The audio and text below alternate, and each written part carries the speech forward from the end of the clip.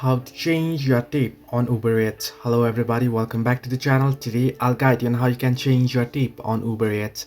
Now I basically won't be able to show you right here on the screen since it's unavailable in my region.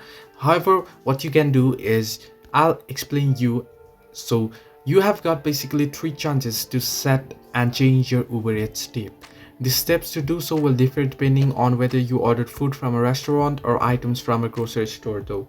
When you're placing an order, first if you are ordering your food, put together your order and proceed to checkout. On the checkout page, pick your address and payment method, then tap next. A page titled "Show Your Support with a Tip" will appear.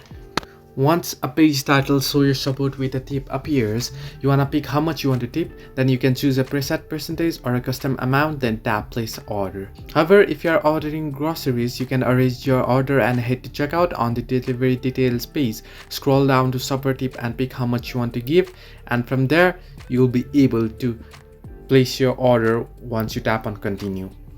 Now after the order is delivered, if you open up the app, then you'll be asked to rate your order and again confirm your tip. If you want to change it, tap edit and pick up a new amount.